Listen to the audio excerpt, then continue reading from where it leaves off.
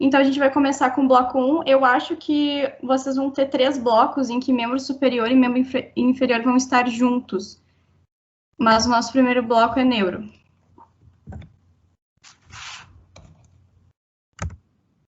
Não está passando. Então, as funções, eu vou dar uma introduzida, tá? Em conteúdo bem básico do sistema nervoso, com funções, as principais células, e depois a Antônia vai dar êmbrio para vocês e eu volto com nervos cranianos, que é o que vocês estão tendo mais dificuldade, pelo que eu li no Forms. Então, as funções do nosso sistema nervoso. O nosso sistema nervoso, ele recebe e interpreta uma grande variedade de informações. Então, o nosso corpo, ele tem diversas modalidades sensitivas. E essas modalidades sensitivas, seja, por exemplo, por olfato, gosto ou um termorreceptor, eles estão conectados com o meio ambiente, com as variações que esse meio ambiente sofre. Então, o nosso corpo, ele funciona no sentido de receber essas informações através dos receptores do nosso organismo, e o sistema nervoso, no caso a periferia, envia essas informações para o sistema nervoso central para que ele interprete e modifique essa variação, essa informação que ele recebeu do meio ambiente e consiga traduzir. No caso, essa tradução ela vai ocorrer por meio dos impulsos nervosos e dos potenciais de ação, para que ele consiga gerar uma resposta apropriada. E essa resposta apropriada pode ser, por exemplo, quando ele está inervando um músculo, um órgão efetor ou uma glândula para agir no nosso organismo. O sistema nervoso, ele também controla comportamentos motores complexos e funções cognitivas. Então, como eu já falei, o nosso sistema nervoso, ele inerva, por exemplo, órgãos efetores, como músculos, glândulas, que estão envolvidos com esses comportamentos motores complexos. E as funções cognitivas, como, por exemplo, as percepções, a memória, o aprendizado, as emoções. Então, vocês vão ver que quando vocês forem estudar estruturas do sistema nervoso, determinadas regiões estão relacionadas a essas funções cognitivas. Por exemplo, o hipotálamo está relacionado à nossa memória, ao nosso aprendizado, ou os núcleos da base, que vocês vão ver no telencéfalo, a amígdala com as nossas emoções. E o sistema nervoso, ele também controla o meio interno, para tentar manter a homeostasia, junto com o sistema endócrino. Então, o nosso sistema nervoso controla esse meio interno. Eu vou falar um pouquinho sobre a composição do tecido nervoso, que ele é composto por 2 tipos de células principais, que seriam os neurônios e as células da glia. É uma introdução bem básica, porque vocês vão ver isso melhor em isto, tá? Vocês vão ter tempo para ver direitinho todas essas divisões. Então, a primeira célula que é composta do nosso sistema nervoso são os neurônios, que é a unidade estrutural e funcional do sistema nervoso. Elas são células... Espera que tem uma pessoa querendo entrar aqui. Acho que deu. Elas são células especializadas em receber e conduzir as informações para outras células. Então, como eu já havia dito, essas células, as que estão na periferia, conseguem receber as informações, as variações do meio externo, e elas conduzem essas informações através de uma transdução, de uma tradução, que vai ser o nosso impulso nervoso, para outras células. E essa outra célula pode ser, por exemplo, um órgão efetor, ou um músculo, ou uma glândula, como eu já tinha falado. E os neurônios, eles transformam, então, os estímulos em impulsos nervosos, que são atividades elétricas ou químicas, e aqui vocês conseguem ver um pouquinho dessa sinapse, né, dessa transmissão de informação que está ocorrendo, nesse caso, entre 2 neurônios. Sobre a estrutura desse neurônio, ele tem um corpo celular com um núcleo, onde vai estar todo o aparato metabólico da célula, com mitocôndrias, retículo endoplasmático, complexo de Golgi. Ele vai ter essas projeções aqui, que são os dendritos, que são, normalmente, são os dendritos que recebem a informação. Aí ele emite esse prolongamento, que a gente conhece de cursinho, assim, normal, o axônio. Esse neurônio, ele é um neurônio periférico, a gente consegue ver isso por causa das células de Schwann, que são as células que vão produzir a bainha de mielina para neurônios do sistema nervoso periférico, e essa bainha de mielina, ela tem uma função de proteção, e ela tem 70% de lipídios, tá? E ela que vai dar uma coloração mais esbranquiçada ao meu axônio. E aqui a gente tem o terminal do axônio, que pode se diferenciar, pode ter uma modificação e virar um receptor, né, um receptor sensitivo ou sensorial, que são justamente a parte do nosso corpo que vai receber essas informações, essas variações do meio ambiente. Tipos funcionais de neurônios, tá? Vocês vão ver que existem várias classificações dos neurônios, e aqui eu só vou trabalhar com 3, para que, por exemplo, quando vocês estiverem vendo um determinado corte de um encéfalo, de um telencéfalo, vocês consigam diferenciar, vocês vão ver que vai ter uma cor diferenciada entre periferia e medula, para vocês saberem essa diferenciação.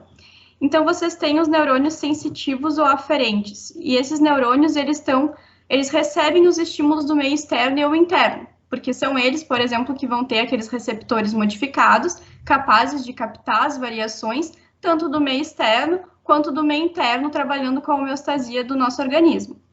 Eles têm um prolongamento, então, que alcança essa periferia, justamente para conseguir se diferenciar, por exemplo, em um receptor e captar a informação, e tem um outro prolongamento, um outro axônio, que vai para o sistema nervoso central, justamente porque ele precisa levar a informação para o sistema nervoso central, interpretar, modular essa informação.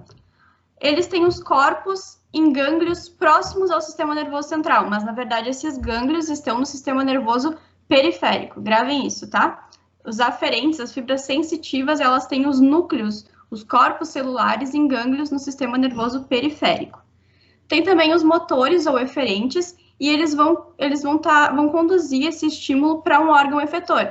Então, eles vão receber a informação dessa fibra sensitiva, dessa fibra aferente, e eles vão modular essa informação e conseguir fazer com que uma glândula, por exemplo, solte a determinada substância no nosso meio fisiológico. E eles têm os corpos dentro do sistema nervoso central, diferente dos tipos funcionais sensitivos e aferentes. E a gente também tem o interneurônio ou o neurônio de associação. E esse neurônio, ele faz uma conexão entre esses dois tipos de neurônios. E ele também consegue modular, vocês vão ver depois, num exemplo que eu coloquei, que esse interneurônio ele consegue modular a atividade dessa fibra eferente ou dessa fibra aferente, inibindo ou excitando essas fibras, né, esses neurônios. Eles ficam sempre dentro do sistema nervoso central, então seja o núcleo, seja o prolongamento, é tudo dentro do sistema nervoso central. E eles são o tipo mais abundante nos seres humanos e eles vão aumentando, a quantidade deles vai aumentando conforme a evolução. Aqui, ó, a gente tem um exemplo. Esse aqui é um reflexo chamado reflexo miotático, em que a gente tem esse martelinho, a gente vai percutir o tendão do músculo, e essa percussão, o músculo, quando ele é percutido, isso aqui vai para dentro, ó, e esse músculo ele, tem um estiramento. E esse estiramento ele vai ser percebido por uma fibra, que aqui no terminal está modificada. Alguém tá passando os slides? Alguém está junto aqui comigo? Tá. Tem essa fibra modificada aqui, que é o receptor sensitivo. E esse aqui é o neurônio sensorial com o núcleo dentro do gânglio periférico. Ele vai entrar aqui na região dorsal da medula. Medula já é sistema nervoso central. Vocês vão ver que essa região dorsal aqui, normalmente, ela é mais sensitiva, com neurônios sensitivos, sensoriais. E essa região aqui ventral, ela tem neurônios motores. E aqui a gente tem um interneurônio, que nesse caso aqui é um neurônio inibitório, ele está modulando a ação desse neurônio motor, ele está modulando a via eferente, que vai fazer, como esse músculo aqui ele está estirando, a sensação que esse músculo ele vai, na verdade, quando a gente bate aqui com o martelinho, ele vai estirar, vai ter um estiramento, vai alongar a fibra muscular. Só que essa fibra aferente, ela acaba contraindo, que é o músculo agonista, e esse daqui é o músculo antagonista. Como esse aqui está contraindo, esse aqui não vai contrair, e daí justamente esse interneurônio fazendo essa modulação, inibindo para que esse daqui não tem uma contração também. E as células da glia ou neuroglia são um componente mais abundante do nosso sistema nervoso. Aqui tem uma fotinho mostrando que eles fizeram um tipo de coloração fluorescente, e aqui a gente tem em verdinho os neurônios e em vermelho as células da glia. Então dá para ver como elas são muito mais abundantes do que os neurônios. E a função delas é auxiliar os neurônios, então dá um suporte, dá uma nutrição, isolamento iônico e ação fagocitária, né? É uma ação imune, na verdade. E aqui alguns exemplos, e vocês vão ver todos esses exemplos em histologia, tá? Isso aqui é só uma introdução. A gente tem aqui, então, ó, células da glia, células de Schwann, eu já havia falado, que são as células que vão fazer a bainha de mielina em neurônios da periferia. Já os oligodendrócitos fazem essa bainha de mielina em neurônios do sistema nervoso central. A micróglia, que vai atuar naquela função fagocitária, imune. Células ependimárias, que vocês vão ver lá na medula. A medula ela tem uma região que se chama H medular, e no H medular ela tem um centro. E é nesse centro, um buraquinho, que as células ependimárias vão atuar. Quando vocês verem ventrículos também, vocês vão ver que o líquor também tem relação com essa célula.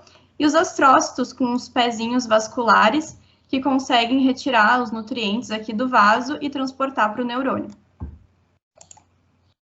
Bom, mas por que eu falei tudo isso? Porque vocês vão ver isso no cadáver. Macroscopicamente, vocês vão ver que existe uma substância branca e uma substância cinzenta. E a substância cinzenta é o acúmulo dos corpos de neurônios. E a substância branca são vários axônios, né, um feixe de axônios, e ela tem essa coloração esbranquiçada justamente por o axônio ter a bainha de mielina, que é lipídica. Então, quando vocês estiverem vendo uma substância mais escura, é a substância cinzenta, que é feita por corpos de neurônios, por essa junção de corpos de neurônios. E a substância branca são os axônios mielinizados. Aqui é o que eu já havia falado, tá? Sobre os corpos de neurônios e sobre a bainha lipídica, que torna aquela região mais esbranquiçada. A distribuição dessas duas substâncias, elas são heterogêneas ao longo do meu sistema nervoso. Por exemplo, o cérebro e o cerebelo, eles têm uma substância cinzenta na periferia, no córtex, e a medula espinhal tem a substância cinzenta na medula, na região mais central. Vocês precisam saber isso aqui também, tá? Os núcleos, eles são acúmulos de corpos de neurônios, é essa mesma substância cinzenta, só que ao invés, por exemplo, aqui a gente tem um corte do telencéfalo, tá? Só que ao invés dessa substância, vocês estão vendo que tem a mais escurinha aqui na periferia. Ao invés dessa substância, desse acúmulo de corpos de neurônios, de núcleos, estarem na periferia, eles vão estar na substância branca. Então, eles vão invadir essa substância branca, vão formar pequenas bolinhas, né? Na verdade, não são bolinhas, mas vão ser os núcleos. Então, é aquele acúmulo de neurônios, de corpos de neurônios, que está incrustado na substância branca. E os gânglios é importante para vocês saberem que eles são os acúmulos de corpos de neurônios, só que no sistema nervoso periférico. E são esses núcleos aqui, ó, que vão emitir as fibras aferentes, e essas fibras aferentes vão formar depois os nossos nervos, os nervos cranianos e os nervos espinhais. Aqui, ó, só para vocês verem, a gente tem um corte coronal, tá? Por favor, saibam os cortes, tá? Por exemplo, os professores, eles não vão perguntar na prova se um corte, eles não vão mostrar uma imagem e vão falar assim, essa imagem tem qual corte. Mas isso é importante para ajudar na localização, tá? Vocês precisam saber isso porque tem estruturas que vocês vão ver num corte e a mesma estrutura vocês não vão conseguir ver em outro corte. Isso a gente ficava bem perdido na prática, quando a gente, por exemplo, tinha um núcleo lá e a gente conseguia ver o corpo dele em um lugar e a cauda do núcleo em outro lugar. Então, aqui, ó, o corte coronal, a gente consegue ver essa região oral, a região nasal e o nosso telencéfalo. Na periferia, a substância cinzenta, com o acúmulo de corpos de neurônios, e a substância branca com o acúmulo dos axônios mielinizados. Aqui também é a mesma coisa, é um corte sagital, que a gente vê essa substância cinzenta mais na periferia e a substância branca na medula. Aqui é o hemisfério esquerdo do telencéfalo, um corte coronal também. Aqui é um corte axial. Corte coronal, a gente vai ter aqui a substância cinzenta na periferia, a substância branca na medula, aqui também, e aqui a gente vê os núcleos, ó, que são aqueles incrustados de substância cinzenta que invadiram a substância branca, tá? Aqui tem os ventrículos e depois vocês vão ver melhor isso, tá? Não precisam ficar apavorados. Eu peguei essas imagens aqui que eu quero que vocês tenham uma primeira visualização. Quero que vocês enxerguem o que eu tô falando. E aqui o cerebelo, ó, o cerebelo ele vai ao encontro do telencéfalo. Ele também tem a substância cinzenta na periferia e a substância branca mais nessa região medular. Ó, aqui também. Um corte sagital do cerebelo. E a medula espinhal, ó. Lembra que eu falei que ela tinha aquele H medular? Aqui, ó, a gente tinha o canal central, aquele buraquinho que a gente vai ter aquelas células ependimárias que vão estar relacionadas com os ventrículos e com a produção de líquor. Aqui a gente tem a região ventral, que é mais motora, região dorsal, mais sensitiva, onde a gente vai ter esses gânglios periféricos que vão emitir os axônios aferentes para formar os nervos cranianos e espinhais. A imagem está muito ruim, na verdade. Eu coloquei essa atenção aqui, porque quando a gente vê, e isso era muito ruim de ver na prática também, esse H medular e essa diferenciação, a medula, desculpa, a gente percebe que parece que, na verdade, a porção mais escura está na periferia, tá? Mas cuidado, na verdade, a porção mais escura está nessa região medular. A substância cinzenta está na região medular e a substância branca nessa região mais periférica, no córtex da medula. Bom, agora eu vou passar a palavra para a Antônia, que ela vai dar êmbrio para vocês. Vou compartilhar minha tela aqui. Tá bem. Deixa eu, na verdade, sair daqui, né, Antônia? Ah, tá. Me avisa aí quando der. Tá, eu vou entrar aqui.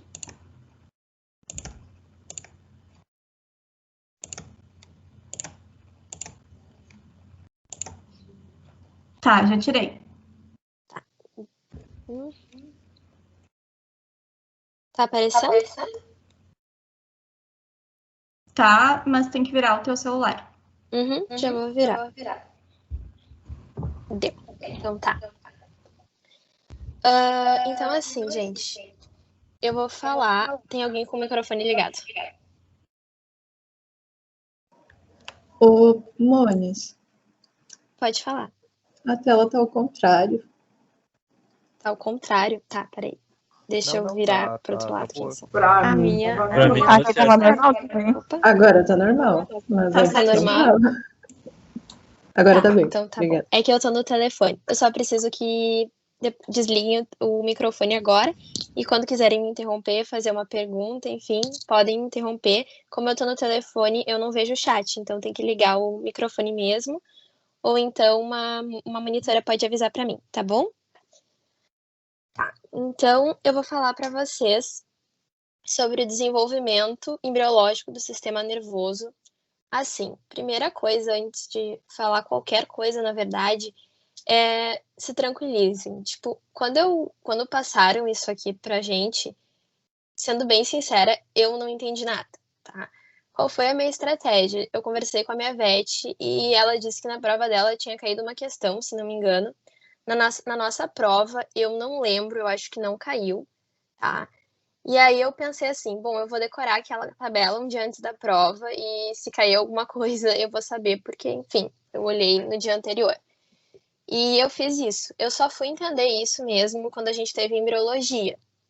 Então, fiquem tranquilos, assim, não se martirizem. E eu vou tentar explicar para não ficar a decoreba que foi para mim, né? E sem sentido nenhum. E assim, eu vou falar que algumas coisas de embriologia, não se preocupem em saber isso. Eu só vou falar para que vocês não achem que essas estruturas vieram do nada, tá? Então, vamos começar. O que acontece, tá? O embrião nessa fase, ele não tem tecido. Ele tem grupamentos de células que a gente dá o nome de folhetos germinativos. Talvez vocês lembrem do cursinho. O tecido nervoso, o sistema nervoso, na verdade, ele tem origem nessa camada de células mais externas, que é a ectoderme ou ectoderma, tá? E que algumas dessas células vão começar a se diferenciar em sistema nervoso a partir da 3ª semana de gestação. Só para que vocês saibam, tá? A ectoderme, ela não vai dar origem só ao sistema nervoso, ela dá origem, por exemplo, à nossa pele também. E qual é a consequência disso? Lá na clínica, por exemplo, é muito importante, porque crianças que nascem com malformações, muitas vezes no sistema nervoso, elas vão apresentar marcas, sinais na pele. Então, podem apresentar manchas, às vezes regiões com pelo, onde normalmente não tem, usualmente não tem, tá? Então, só para que vocês saibam. O que vai acontecer, então? Essa ectoderme, ela vai começar a sofrer um espessamento. Esse espessamento, ele é induzido pela formação da notocorda. A notocorda, ela vai formar um eixo de sustentação do embrião e, posteriormente, ela vai ser a nossa coluna vertebral. Ela vai dar origem à coluna vertebral. Em embriologia é assim, muitas estruturas induzem a formação de outras. Então, o que vai acontecer? Essa notocorda vai estimular, vai induzir que essas células que algumas células da ectoderme sofram um espessamento e vão formar a placa neural. Essa placa neural, conforme essas células vão se multiplicando, elas vão empurrando as células que estão mais embaixo para dentro desse embrião. E aí vão começar a formar um sulco e, posteriormente, uma goteira. Tá? Essa região aqui, a borda do sulco e depois da goteira, a gente chama de crista neural. Então, o que vai acontecer? Conforme essas células vão se aprofundando no embrião, vai chegar um ponto em que elas vão se separar da ectoderme e, no caso da goteira, vai formar o tubo neural. Já as células da crista, elas também se separam da ectoderme, mas elas não ficam junto do tubo, ó, como vocês estão vendo aqui. Então, aqui a gente tem a crista neural e aqui a gente tem o tubo neural. Por que eu estou falando isso? Porque elas originam estruturas diferentes. Enquanto o tubo neural vai dar origem ao sistema nervoso central, a estruturas do sistema nervoso central, a crista vai dar origem a estruturas do nosso sistema nervoso periférico. Lembrando que o sistema nervoso central é o nosso encéfalo e a nossa medula.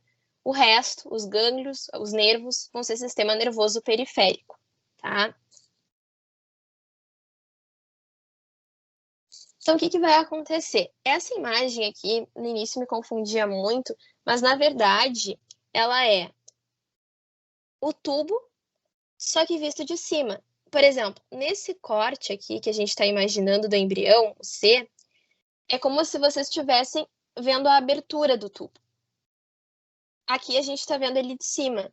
Então, esse tubo, inicialmente, ele vai ter uma porção mais cranial dilatada, que é chamada de encéfalo primitivo, porque vai formar as estruturas do nosso encéfalo, e vai ter uma porção mais caudal, mais afilada, mais fina, que vai formar a nossa medula, por isso é chamada medula primitiva. O que acontece? Com o desenvolvimento, essa porção mais cranial, o encéfalo primitivo, ele passa a sofrer constrições, que são esses...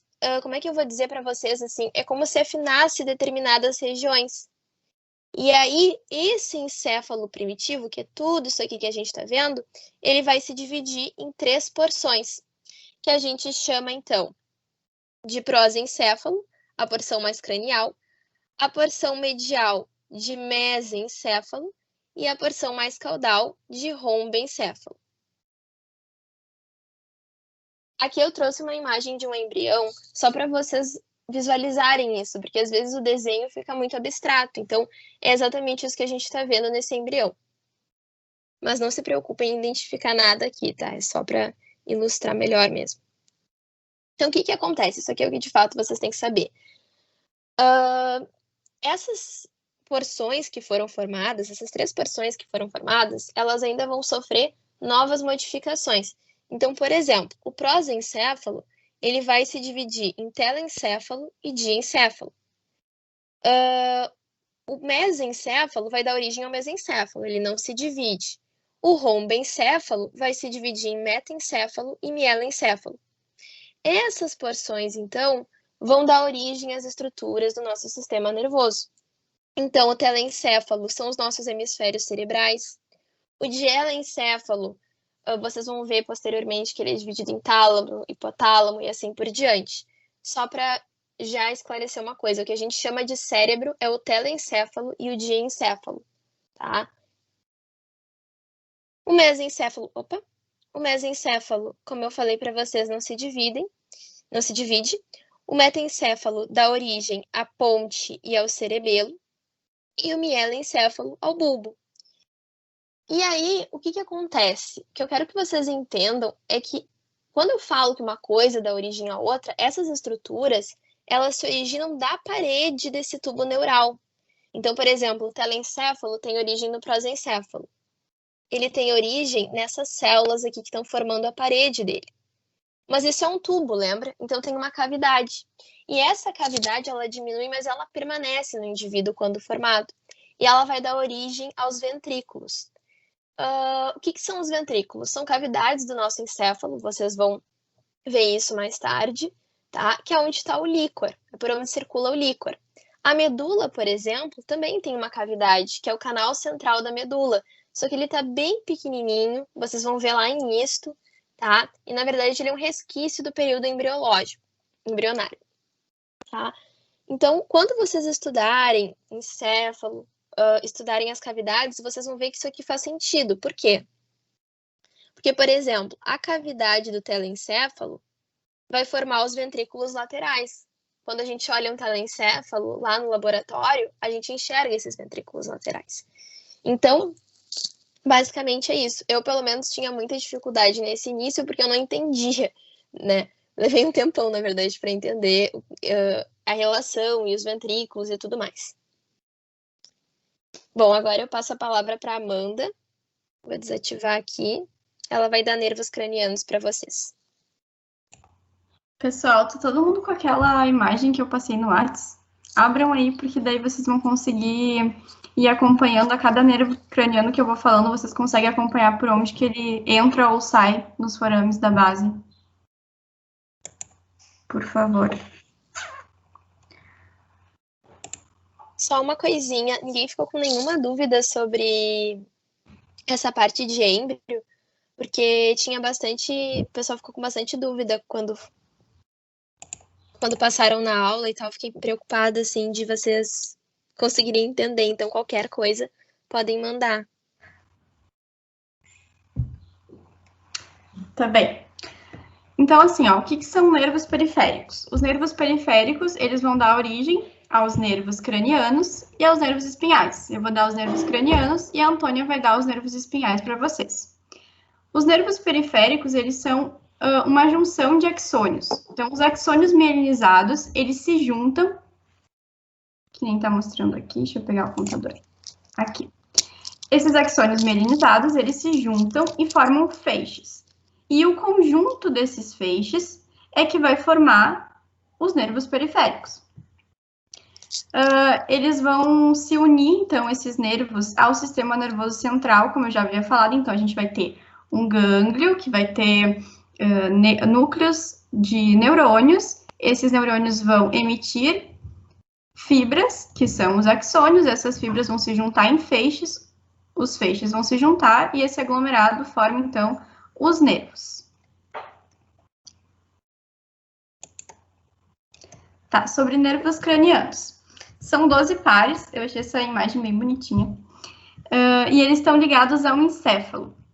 Eles apresentam uma maior complexidade funcional em relação aos nervos espinhais, porque além de eles terem uma função de sensibilidade e motricidade, que os nervos espinhais também apresentam, eles vão ter essas funções sensoriais, que estão ligados, por exemplo, ao olfato, ao gosto, à sensação de tato.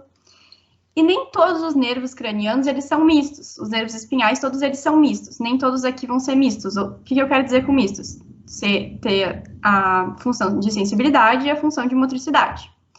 e somente alguns deles vão ter fibras do sistema nervoso autônomo, seja ele simpático ou parasimpático. Todos os nervos cranianos, eles vão deixar o crânio, ou chegam até o crânio, através daquelas aberturas, daqueles furinhos que são os forames que ficam na base do crânio, tá? E uma observação que eu queria botar para vocês não precisam saber isso agora, mas depois pode cair em prova, não sei. Todos os núcleos dos nervos cranianos, eles estão localizados no tronco encefálico, com a exceção de 2 pares. O primeiro par, que é o olfatório, o núcleo dele está no bulbo olfatório, e o segundo par, que o núcleo dele está na retina. E uma curiosidade que eu queria falar para vocês é que o nervo, todo o trajeto do nervo, a fibra daquele nervo, ela vai ser quase totalmente desprovida de sensibilidade. E essa característica do nervo pode ser expressa, por exemplo, quando a gente fala que uma pessoa amputou alguma parte do corpo e tem aquela dor fantasma. Por que tem aquela dor fantasma? Porque, por exemplo, vamos dizer que eu tenho um nervo, uma fibra que está percorrendo o meu antebraço, e essa fibra ela tem uma terminação sensorial, uma terminação nervosa, que pode se modificar como um receptor, como eu já tinha falado para vocês, no meu dedo. E eu amputo esse meu dedo. Então, eu não tenho mais o receptor ali. Por que as pessoas sentem que, às vezes, o dedo delas estão ali? Porque eu posso eu posso ter alguma sensibilidade no meu antebraço, por exemplo, eu posso pegar uma agulha e fincar no meu antebraço, que é por onde está passando aquela fibra, aquele nervo, e eu não tenho sensibilidade naquela região, porque eu não tenho sensibilidade durante o trajeto dessa fibra. Eu só tenho sensibilidade aonde existiu o receptor, que era no meu dedo, tá? Só uma curiosidade. Vocês estão com agora acho que... Tá. Nervos cranianos, tá? A gente tem uma origem real, que isso vocês vão ver lá mais pra frente, quando vocês forem ver telencéfalo, bulbo, ponte, mesencéfalo, que são os locais dos corpos dos neurônios, onde fica o núcleo deles. A origem aparente no encéfalo, eu coloquei nos meus slides a origem aparente, tá? No encéfalo, mas vocês não precisam saber isso agora, ó. É onde elas aparecem aqui no nosso encéfalo, aqui, uma vista inferior do nosso telencéfalo. Que são, na verdade, o ponto de emergência que esses nervos vão ter na superfície do sistema nervoso central. E o que vocês têm que saber agora é a origem aparente que eles vão ter no crânio, ou seja, nos forames lá na base craniana. Então, aqui, ó, base do crânio, aqui tem um desenho bem bonitinho dela, e aqui é como ela é real, tá? Aqui eu coloquei os nomezinhos para vocês saberem bem o local. Mas eu não vou falar deles agora, porque não adianta eu ficar falando, sendo que vocês têm que visualizar isso. E a imagem que eu mandei para vocês no WhatsApp, que tem bem separadinho onde são os forames, os buraquinhos ou canais, e o que passa, não só nervos, vocês podem ver que passam artérias, passam veias, e vocês precisam saber isso, tá? Bom, o nosso primeiro par é o nervo olfatório. Enquanto eu vou falando, eu vou pedir para vocês irem, tipo, olhando, porque, por exemplo, ele tem uma origem aparente no bulbo olfatório, que é onde está o núcleo dele, né, como eu já tinha falado, que não está no tronco encefálico, e uma origem aparente no crânio na lâmina crivosa, também chamada de lâmina cribiforme, do osso etimoide. Então, vão olhando aí na imagem onde é que fica a lâmina crivosa, onde é que esse nervo passa. A função dele é conduzir os impulsos olfatórios, então ele tem aquela função sensorial, aquela função sensitiva que eu falei que está ligada somente com os nervos cranianos e não com os nervos espinhais. Aqui, então, a gente tem ó, as células receptoras, aqui a gente vai ter um sinal químico que vai vir por essa via aqui, a gente tem as células receptoras que vão formar o nervo olfatório, e aqui está o meu bulbo olfatório, tá? Cavidade nasal, cavidade oral, e eu coloquei em cada slide implicações clínicas. De repente, alguém aprende isso melhor correlacionando com a clínica. Então, a gente pode ter traumas cranianos. Normalmente, esses traumas cranianos, eles vão gerar uma lesão. Ela seria mais provável se a gente fizer um trauma na região occipital. Depois, a Fernanda vai mostrar para vocês as regiões do crânio, do neurocrânio. E a gente pode fraturar essa lâmina cribiforme, ou crivosa, e transeccionar, romper esse nervo olfatório. E o que isso pode causar? Eu coloquei alguns termos, tá? Tentei colocar em letra maiúscula e numa cor diferente, porque a gente chega na cadeira e a gente não sabe esses termos. Então, isso pode gerar anosmia, que é a perda total do olfato, ou disosmia, que são as distorções no olfato. Então, por exemplo, a pessoa perde a qualidade do olfato, ou ela sente um cheiro que, na verdade, não existe. Aqui, para vocês verem, foto do cadáver. É um corte sagital, aqui a gente tem a cavidade oral, cavidade nasal, com as células receptoras, formando o meu nervo olfatório. E aqui o bulbo, tá? Tá, o segundo par é o nervo óptico. Ele tem uma origem aparente no quiasma óptico, que é essa porçãozinha aqui, ó. Os dois nervos ópticos, eles vão se juntar e eles se unem formando o quiasma óptico.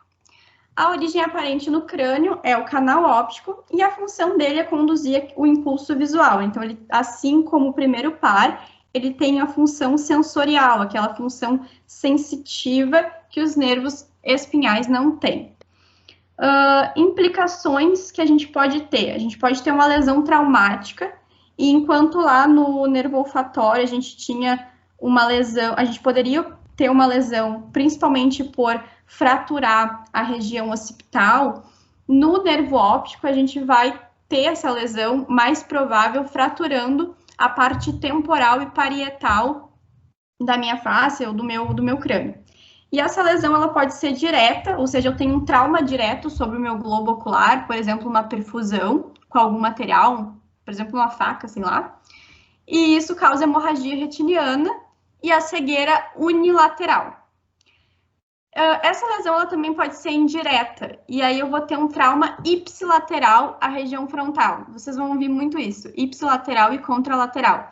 Ipsilateral é do mesmo lado, então eu tive um trauma, por exemplo, um choque mecânico, né? Não foi direto, porque não foi alguma coisa que perfurou aquele globo ocular. Então, eu tenho um choque, um trauma no meu globo ocular, na região frontal, e esse trauma, ele vai ocasionar uma lesão ipsilateral ao nervo, então, do mesmo lado. A região que foi lesada vai ter consequências do mesmo lado. E eu posso ter perda imediata da visão com 33% dos casos tendo recuperação. Então, é um percentual, na verdade, bem baixo, né? Ou eu posso ter, além de ter uma lesão no meu nervo, eu posso ter uma lesão nessa estrutura aqui, que é o quiasma óptico, em que eu posso ter lesões compressivas, como, por exemplo, eu tenho um tumor na glândula da hipófise. Vocês vão ver mais para frente onde é que fica localizada a hipófise, que fica perto do quiasma. Então, essa hipófise, ela pode ter um tumor, uma célula cancerígena, e levar a lesões compressivas que vão resultar a chamada hemianopsia, que é a perda da percepção dessa nossa visão. Bom, aqui imagens do cadáver, a gente teve o telencéfalo, a gente está vendo a região inferior dele, em que a gente dá para ver bem direitinho, ó, aqui seriam os globos oculares, né, na frente, o nervo óptico, o quiasma óptico, então eles se juntam para formar o quiasma óptico e o trato óptico. Aqui nessa imagem a gente consegue ver o corpo mamilar e também o terceiro par de nervos cranianos, que é o nervo óculo-motor, tá? Aqui também é o nosso globo ocular e saindo do globo ocular a gente tem o nervo óptico. Ó, aqui também dá para ver bem direitinho, ó, os globos oculares, o nervo óptico saindo do meu globo ocular, os dois, lembrem que são pares de nervos cranianos, o quiasma óptico e o trato óptico, tá? Aqui também, nervo óptico, quiasma óptico e o trato óptico.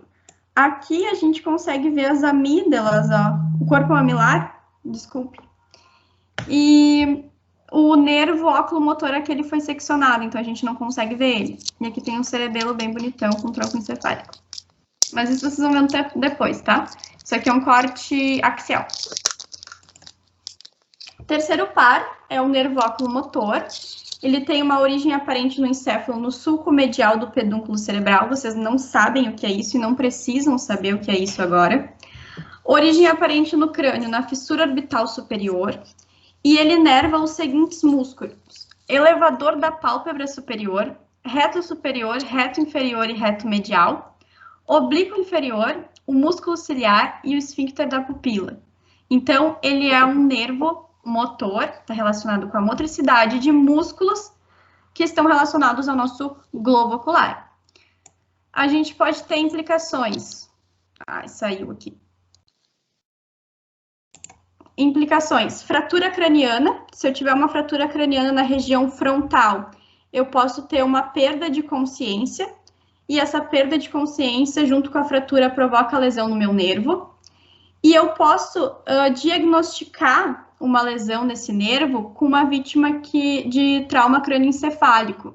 Então, quando eu olhar para o meu paciente, eu olhar para a vítima que sofreu essa lesão, eu vou ver que ela vai ter uma dilatação pupilar, que é o que a gente chama de midríase, associada ao desvio lateral do globo ocular. Por que o meu globo ele lateralizou? Porque esse par aqui, ele não inerva o reto lateral, ele inerva o reto medial. Então, como o reto medial não está funcionando, o meu globo ocular ele vai se lateralizar, porque tem um outro nervo que está inervando o reto lateral. E a ptose palpebrar, que é a queda da minha pálpebra, né? Porque o elevador da pálpebra superior não está funcionando, e aqui da dilatação, porque o esfíncter da pupila não está funcionando, então ele vai ter midríase.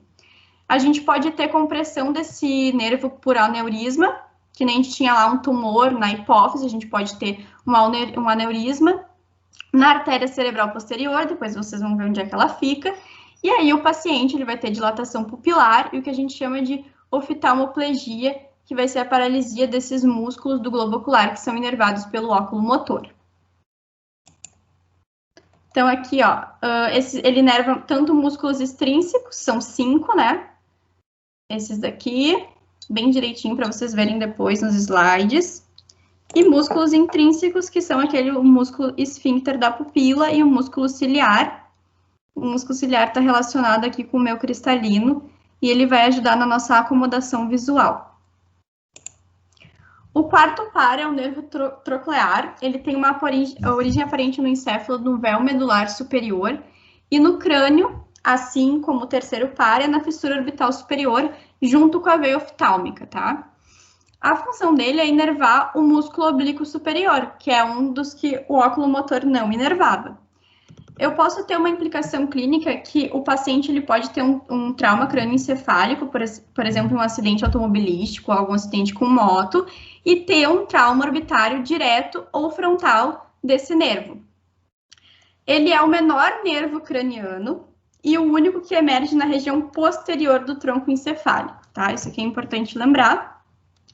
Isso aqui é uma curiosidade que eu trouxe, que esse nervo troclear, ele cruza para o lado oposto, que é o que a gente chama de decussação. Vocês vão ver que, por exemplo, lá na ponte vai ter a decussação das pirâmides, e é por isso que quando eu tenho uma lesão no hemisfério esquerdo do meu encéfalo, do meu telencéfalo, eu vou ter uma resposta contralateral, né, do lado contrário a essa lesão. Então, por exemplo, se eu lesionei uma área lá que dava uma resposta motora ao meu braço direito, então lá na parte esquerda essa lesão vai ter uma resposta no meu braço direito, ela é contrária. Então essas fibras elas cruzam antes de emergir do tronco cerebral, antes de ter aquela origem aparente no encéfalo. E o núcleo troclear esquerdo, então, como eu já falei, ele dá origem ao nervo troclear direito, e isso vai se dar por uma resposta contralateral. Deixa eu ver aqui, acho que eu coloquei uma imagem disso, ó. Aqui, ó. Então, as fibras, elas estão com o núcleo ali no encéfalo e elas vão cruzar, elas vão ter uma decussação. E o que isso importa? Assim, ó, se eu lesionar uma área, por exemplo, a gente sempre vê aqui na anatomia, imagem de raio-x, tomografia, enfim, lado direito e lado esquerdo, tá? Então, é assim que a gente vê. Então, se eu lesionar, por exemplo, o meu lado esquerdo antes das fibras cruzarem, eu vou ter uma lesão, na verdade, uma implicação no meu lado direito, porque as fibras ainda estão cruzando. Se eu lesionar depois delas já terem cruzado, Então, se eu lesionar aqui depois do meu lado esquerdo, a gente vai ter uma reação nesse lado ipsilateral esquerdo, tá? Ele inerva, então, o músculo extrínseco do bulbo ocular, que eu já havia falado. E agora para o trigêmeo. Gente, o trigêmeo junto com o facial, eles são muito falados e são os que a gente mais conhece, assim, e vai lembrar provavelmente. E o trigêmeo, ele possui 3 ramos: o ramo oftálmico, o ramo maxilar e o ramo mandibular. Esses 3 ramos, eles são sensitivos.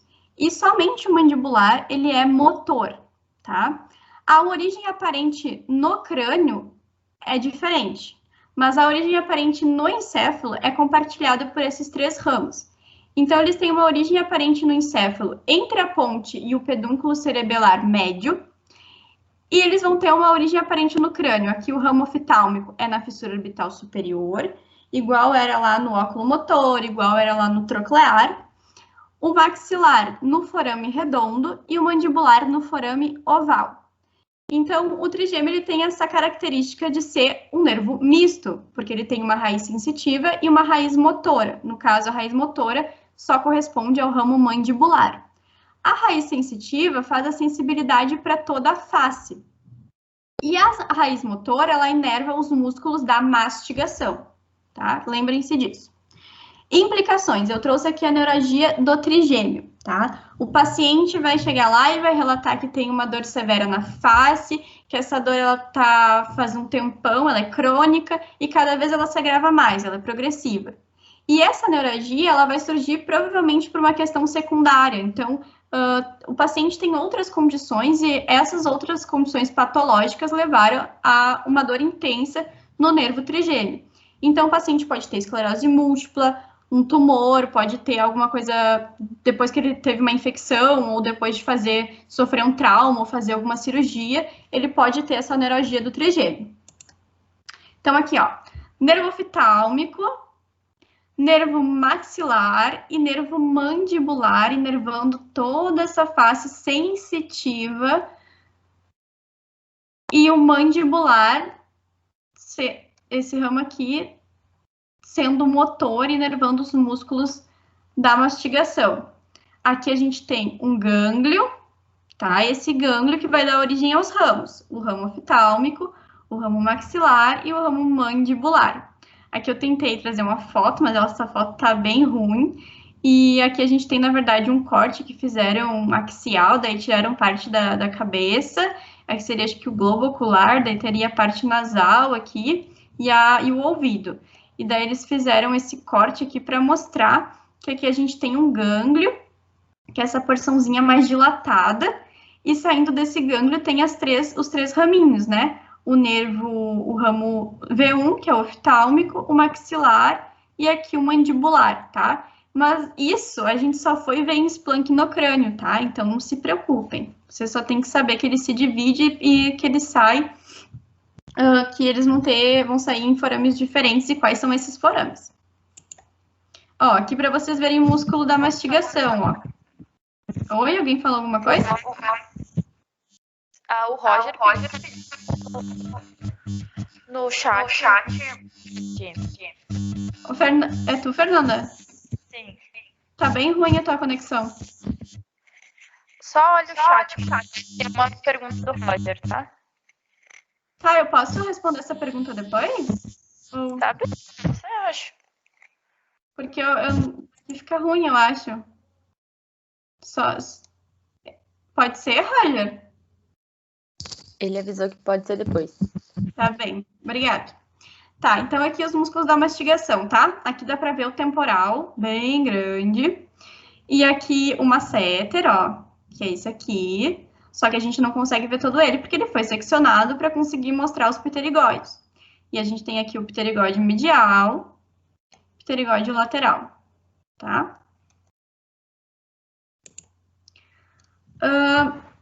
O próximo par é o nervo abducente, tá? Ele tem uma origem aparente no encéfalo, no sulco bulbopontino e no crânio, igual aos anteriores, é na fissura orbital superior. A função dele é inervar o músculo reto lateral. Lembra daquele músculo que eu falei para vocês que estava lateralizando o olho? É porque esse músculo estava funcionando e o reto medial não estava, porque a gente teve uma lesão no óculo motor.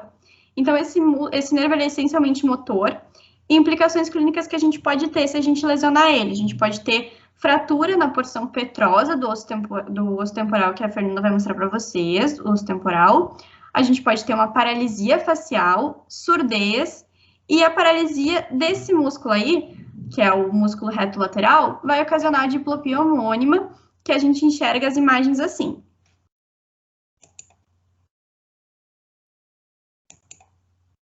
Ó, aqui o músculo. Vocês vejam que é a mesma imagem que estava nos outros slides, só que eu fui sublinhando para vocês terem ideia de qual é o músculo, que ele está seccionado no caso, né? Ó, um nervo saindo aqui, ó, pegando a parte inferior da aurícula. E esse músculo, então, ele desvia o olho para fora. Ele faz o que a gente chama de abdução, tá? Esse termo aqui é importante, abdução e adução. Então, ele lateraliza o olho, ele coloca o olho para fora. Não tá aparecendo a imagem para mim. Tá aparecendo. Para mim também não. Eu acho que trancou o... Para mim também não. Só o do abducente ali, a parte escrita. Agora foi. Agora voltou. Ah, tá. É que eu acho que alguém tinha solicitado controle. Por isso. Tá, que parte que vocês pararam? Que vocês não pegaram? Acho que os músculos que tu mostrou. Quando tu abriu aí. Tá, essa parte que vocês viram? Sim, isso Sim. foi. Tá, e essa aqui, então, é só para mostrar o músculo reto lateral, que é o que vai fazer o desvio do olhar para fora, ele vai lateralizar o meu globo ocular, e aqui só o nervo abducente saindo aqui na região inferior da aurícula. Foi isso que eu mostrei. Vocês estão vendo agora o slide? Sim. Sim. Tá bem. Sim. Tá. O nervo facial, que eu falei para vocês que o trigêmeo e o nervo facial são os mais importantes, né? Que vocês vão mais ouvir falar. Então, o nervo facial, ele tem uma origem aparente no encéfalo, no sulco bulbopontino. No crânio, é no meato acústico interno. E ele é um nervo misto. Então, assim como o trigêmeo, ele também é um nervo misto que vai ter função motora e função sensitiva. A função motora é que ele inerva os músculos da mímica. Isso aí é muito importante. Caiu na nossa prova teórica, caiu na prova prática de esplancnocrânio e caiu na prova de monitoria, tá? Então, eles gostam dessa inervação dos músculos da mímica. E ele vai também inervar os músculos estiloide e o ventre posterior do músculo digástrico. Ele também inerva as glândulas lacrimais, submandibulares e sublinguais, né? Que estão relacionadas com a nossa região oral e nasal. Mas esse é lá em esplancnocrânio. E a função sensitiva dele é que ele tem a sensação gustativa dos 2/3 anteriores da língua. Gravem isso, tá? Isso é importante. Implicações. Eu trouxe aqui a paralisia de Bell, que é uma mononeuropatia que causa a paralisia aguda do nervo facial e, consequentemente, dos músculos da face que tem essa mímica, que a gente expressa a reação, né? E essa paralisia de Bell, ela normalmente é causada por uma infecção pelo vírus da herpes simples tipo 1. Aqui, ó, o nervo facial saindo. Isso aqui na prática a gente via bastante para encontrar, assim, a glândula parótida para saber que o que saía daqui com certeza era o nervo facial, porque quando tu vê na prática, fica muito difícil saber o que é nervo, o que é artéria, o que é veia, e daí a gente vai aos poucos diferenciando e pegando alguns parâmetros, assim. E aí, em esplancnocrânio, vocês vão ver que esse nervo ele vai ter vários raminhos, até vocês vão ter que decorar esses raminhos aqui com um macetezinho, mas é isso. E aqui tá a paralisia de Bell, ó. Ela tá aqui expressando uma reação, esse cara também, e aqui ele tá paralisado porque eles estão tendo a paralisia de Bell com uma fraqueza muscular no rosto, porque eles não conseguem movimentar os músculos da mímica. Oitavo par é o nervo vestíbulo coclear. A origem aparente no encéfalo é o sulco bulbopontino, e no crânio é o meato acústico interno, igual lá no facial. A função sensitiva dele, ele tem duas partes, né? A parte vestibular e a parte coclear. A parte vestibular, ele tem um gânglio vestibular, gânglio é aquele acúmulo de que a gente viu de corpos, né, de neurônios, que está relacionada ao equilíbrio, e a parte coclear está relacionada à audição. As implicações que a gente vai ter são lesões nesse nervo podem causar uma diminuição na audição, né, por conta dessa parte coclear, e podem causar vertigem, alterações no equilíbrio e enjoo por conta dessa parte vestibular. Aqui o nervo saindo, ó, que a gente tem a cóclea, os ductos, né? Vocês vão aprender isso em histologia também. Glossofaringe, ele tem uma origem aparente no encéfalo, no sulco lateral posterior do bulbo e no crânio no forame jugular. A função dele são duas, né? Ele é esse nervo misto também, tem uma raiz sensitiva, enquanto lá a gente tinha um nervo que tinha sensibilidade nos 2/3 anteriores da língua, aqui o nervo glossofaringe ele vai fazer essa sensação, sensação de gustação no 1/3 posterior da língua, tá?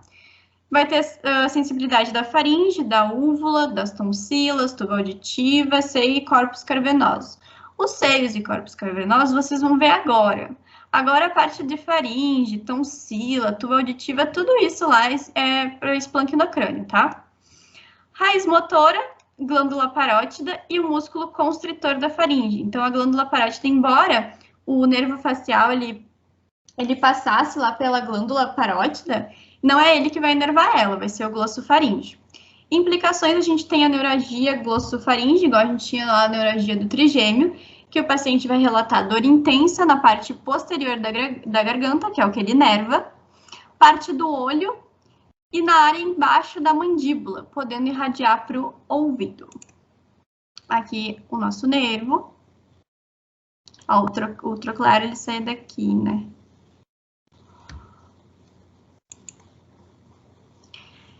O 10º par é o nervo vago. Ele tem uma origem aparente no encéfalo, no sulco lateral posterior do bulbo, e no crânio é no forame jugular. A função dele é que ele é um nervo parasimpático, então ele tem essa fibra do sistema nervoso autônomo e ele é misto. E ele tem um amplo território de inervação, incluindo as vísceras cervicais, as vísceras torácicas e as vísceras abdominais, além da musculatura do palato, da faringe e laringe, que vocês vão ver em esplanquinocrânio.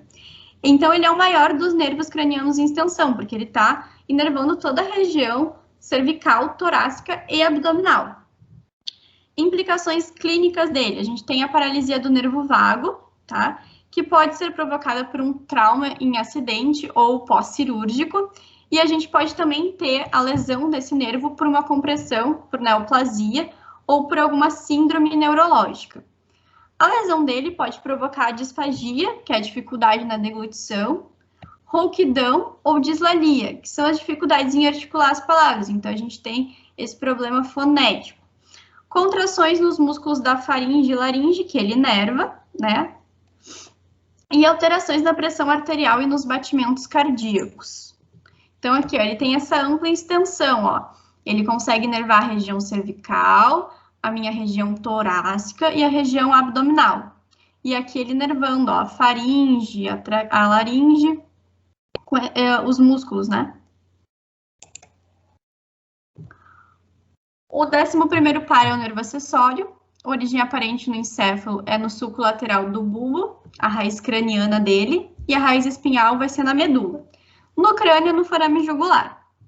A função dele é inervar os músculos trapézio e o esternocleidomastóide, e também a laringe, faringe e vísceras torácicas, tá? Vocês vão ver, vocês já viram que a laringe e a faringe tem vários músculos que são inervados por diferentes nervos, tá? Isso vocês vão saber lá em esplanquinocrânio. Implicações que a gente pode ter com ele. As lesões do nervo estão associadas a uma cirurgia cervical radical para o câncer. Então, uma pessoa que está com neoplasia e ela tem possibilidade de ter uma recuperação por cirurgia, ela vai, normalmente essa neoplasia, ela vai se dar em linfonodos. E a gente tem muitos linfonodos cervicais, e esses linfonodos, eles estão intimamente associados com o nervo acessório. Então, uma cirurgia para tirar um tumor de um linfonodo, por exemplo, pode ter uma consequência no nervo acessório e a gente lesar esse nervo. Isso vai resultar em queda do ombro, porque é o que o músculo trapézio faz. O músculo trapézio permite que a gente faça esse levantamento do ombro. E fraqueza da cabeça, que gira para o lado contralateral. Provavelmente porque a gente deve ter aqui uma degustação, né? Lado contralateral. Então, aqui, ó. Aqui tá o gânglio do nervo, né? No sistema nervoso periférico, gânglio no sistema nervoso periférico. E aqui ele nervando o músculo trapézio e o músculo esternocleidomastoide. E a relação que a gente tem com a quantidade de linfonodos que em uma cirurgia para tirar algum tumor pode lesar o nervo. Ó, aqui o músculo esternocleidomastoide. Aqui também. E aqui o trapézio, ó. Ele é bem grandão, ele pega a região cervical e a região torácica. E vocês vão ver lá em membros que ele tem diferentes formatações nas fibras, ó. Aqui ele mais próximo, ó. Pega toda essa região. E ele tem essa função de levantar o nosso ombro, né? E o último é o nervo hipoglosso. A origem aparente no encéfalo é no sulco lateral anterior do bulbo, tá? Pré-olivar. E a origem aparente no crânio é no canal do hipoglosso. Ele vai inervar a musculatura motora da língua. Então, ele inerva tanto músculos extrínsecos quanto músculos intrínsecos da língua. Por exemplo, o estiloglosso, o ioglosso e o genioglosso, exceto o palatoglosso, que é inervado pelo vago. Lembrem-se disso, que vai ser importante lá em esplancnocrânio. Implicações. A interrupção completa do nervo, ela pode resultar em paralisia do lado ipsilateral, ou seja, do mesmo lado que eu tive essa lesão, eu vou ter uma paralisia da língua. E o paciente, ele pode fazer essa protusão, então, e ela vai ser desviada. Então, esse paciente aqui, ó, lado esquerdo e lado direito. Então, provavelmente, esse paciente, ele teve uma lesão no lado direito. Porque é como se esse músculo aqui está funcionando, ó, ele está impulsionando. E esse músculo, vamos dizer, entre aspas, que ele perdeu a força, sabe? Ele não está sendo inervado. Então, ele não consegue empurrar esse lado. Então, a língua não fica direitinha. Então, ela vai ser colocada para o outro lado. Aqui o nervo hipoglosso. Inervando os músculos da língua. E aqui os nomezinhos, ó, dos músculos. Neurocrânio agora, eu passo a palavra para Fernanda. Deixa eu sair daqui. Tá bem.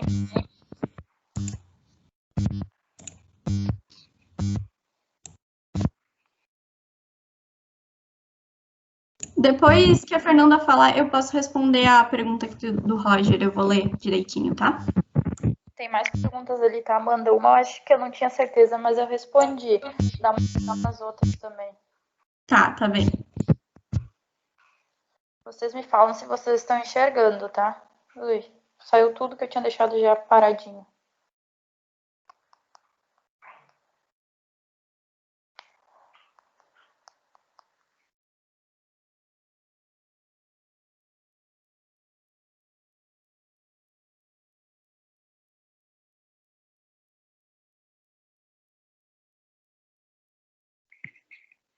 Ai, como foi desde o início, pessoal, foi mal.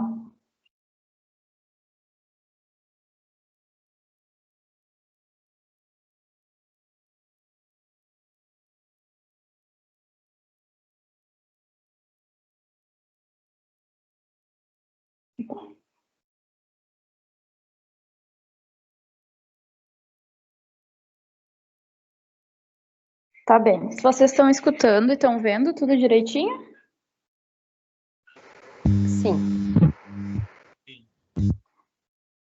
Tá, eu quero saber assim dos bichos. Vocês querem que eu dê a matéria tranquilo ou eu posso ir pedindo para vocês e vocês vão me respondendo pelo microfone, uma coisa mais interativa?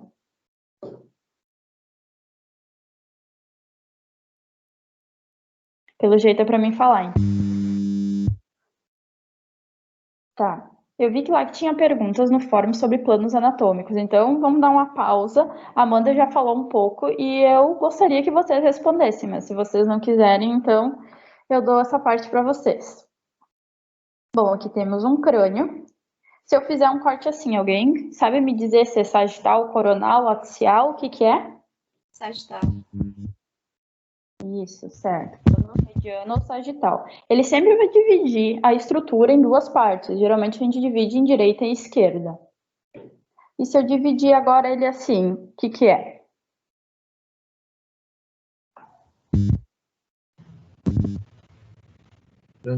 Transversal ou coronal? Transversal ou horizontal? Ah, não, certo. E agora, se eu pegar o crânio, botar ele na forma lateral e fizer esse corte, alguém sabe qual é que é? Coronal. Aí é o coronal. Isso, frontal ou coronal. E também, se a gente fosse pegar um corpo e fosse dividir em coronal, a gente teria a parte posterior da frente e a parte de trás. Bom, e assim, tem os planos sagitais. Eles são vários. Aqui eu botei só 2 exemplos. Seria ele assim, são planos que vão tangenciar as estruturas. Poderia ter embaixo ali da mandíbula, poderia ter na parte da frente, na parte de trás. Vamos agora para a parte, então, mesmo do neurocrânio. Bom, temos essa parte ali de cima, então, que vai ser o neurocrânio. E como é que a gente divide o que é o neurocrânio, o que é o viscerocrânio, ou esplanocrânio, como os professores da URI gostam de chamar? A gente tem aquele pontinho ali que eu puxei a flechinha, que é a glabela. Se vocês sentirem na testa de vocês vão sentir uma protuberância. E na parte de trás, a gente tem a protuberância occipital externa, que também, se vocês se palpar, vocês vão sentir que tem uma bolinha. Para a gente fazer essa divisão, a gente vai puxar uma linha entre a glabela e a protuberância occipital externa. Claro, ali pelo meu desenho, poderia ter sido um pouco mais para baixo para a gente pegar a base do crânio. Assim que a gente vai dividir o que é o neurocrânio e o esplancnocrânio. Bom, esse aqui é um corte da calota craniana.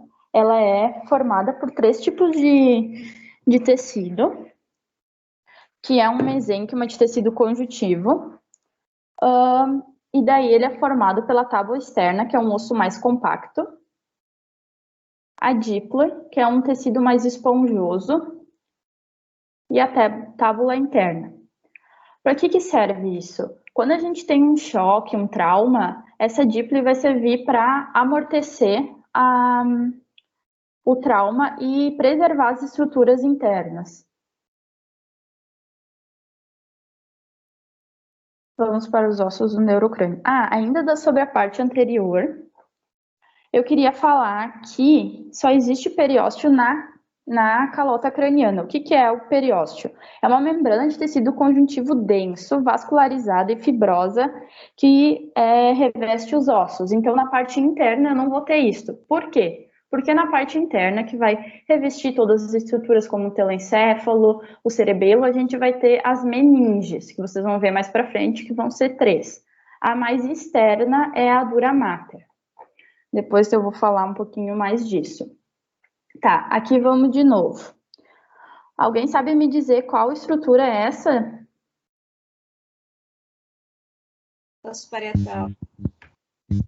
Isso, parietal. E agora esse ali, o roxinho? Occipital. Assim, a minha maior tristeza é que eu não tenho um apontador, tá? Não consigo apontar o celular. Mas dá pra ver ali no occipital a protuberância externa bem saliente. Vocês estão vendo um pouquinho abaixo da flecha. Uhum. E agora qual é esse ali, o vermelhinho? Temporal. O temporal, vou dar uma aprofundada depois, que é bem importante, tá? Esse aí que eu puxei agora, alguém sabe? Esfenoide. Etimoide. Tá. Agora esse ali, o amarelinho? Esfenoide. Esfenoide.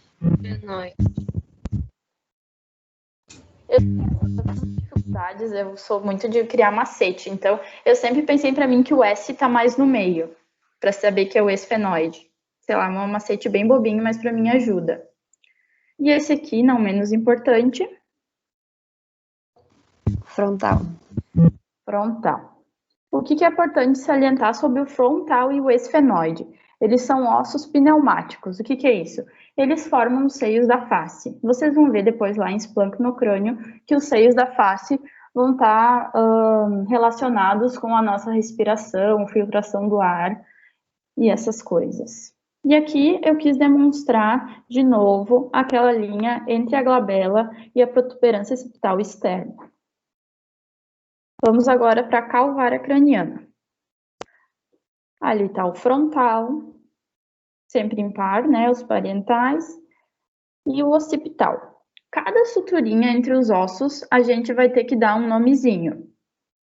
Alguém sabe me dizer como é o nome dessa sutura entre o frontal e os parietais? Coronal. Isso. Por que coronal? Porque ela vem de coroa, onde é que as meninas, as princesas, botavam as coroas. Agora, a sutura entre os parietais. Sagital. Isso. E agora, o parietal e o occipital. Lamboide. Lamboide, isso aí. Agora a gente tem, tá vendo esse pontinho ali que eu desenhei? Que é entre a sutura coronal e a sutura sagital. Essa estrutura também tem um nome. É o bregma. E entre ainda a sutura sagital e a sutura lamboidea, a gente tem o nome de lambda. Por isso vem o nome de sutura lamboidea. Agora vamos ver a calvária craniana na parte interna. Essa aqui é a mesma sutura do outro lado, que como é uma sutura, vai estar tanto do lado de fora quanto do lado de dentro, que é a coronal, a sagital e a lamboidea. O que mais dá para observar? Eu não tenho como apontar na tela, ai que tristeza. Mas ali dá para ver, tá vendo que tem umas granulações dentro da calvária craniana. Essas granulações se chamam as fóveas granulares. Elas são impressões que a dura mater deixa... Dura mater não, que a aracnoidea deixa na calvária craniana, porque vocês vão estudar a circulação licórica. Elas são protuberâncias que vão ir e ali vai circular o líquor. Eu acho que eu não botei o nome. Bom, aqui a ossificação craniana nos bebês, como é que funciona? Alguém sabe como é que é o nome ali, onde é que estava o bregma? Como é que se chama esse tecido que se forma antes de ter a ossificação completa?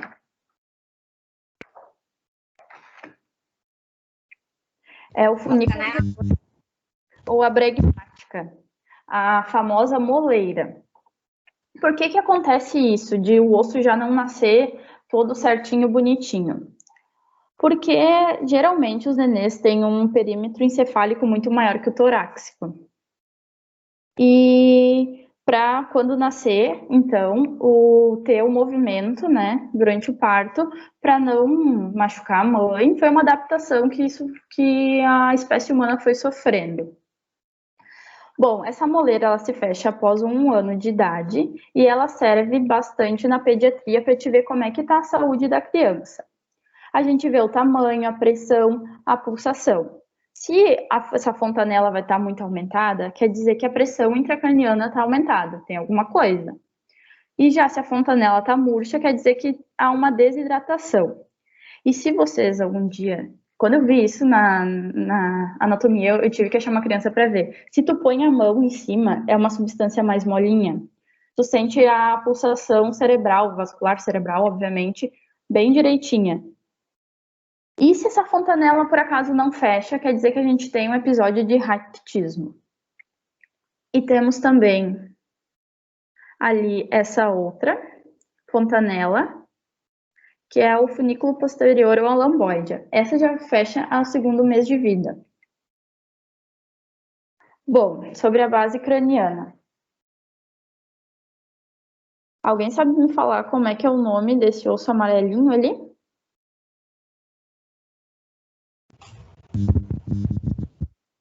Esfenoide? Isso, ó. Pra te ver, o S tá sempre mais no meio da cabeça. Já esse vermelhinho, alguém sabe? Temporal. Temporal. O verdinho. Parietal. Parietal. Roxinho. Occipital. Esse verde, não sei se alguém sabe o que é. Eu botei a flechinha. Esse é o maxilar. E esse ali é o frontal. Bom, assim, ó. Eu, quando estava na anatomia 1, cada furinho que eu olhava e, sei lá, cada processo ósseo, eu queria dar um nome. A gente não precisa saber tudo isso, que nem vocês vão ver ali, tá? Tem o forame magno, que é esse grandão embaixo ali no meio do occipital. Mas vocês não precisam decorar cada detalhe pequenininho. Cada, sei lá, fissura que tem vai ter um nome, mas vocês não precisam saber. Eu não vou dar ali todos os forames cranianos, como a Amanda já passou a imagem para vocês, para não ficar repetitivo. Mas que nem, o que dá para ver? Eu não tenho apontador, então, ali embaixo do maxilar, onde eu escrevi, dá para ver o processo zigomático. O processo mastoide é onde está saindo a minha flechinha do temporal, na esquerda. E eu gosto bastante... Opa, ali tem ainda o etimoide, que eu tinha esquecido de falar. E eu sempre gostei bastante de macete. Eu sempre aprendi muito com macete. Aprendi não, decorei.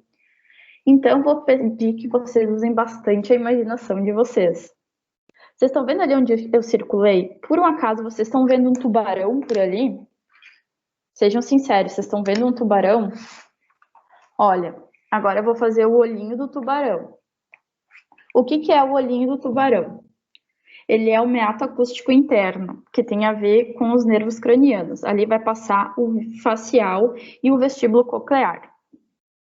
E ali está a boquinha do tubarão, que é o rasgado posterior ou o jugular, que vai passar o glossofaríngeo, o vago e o acessório.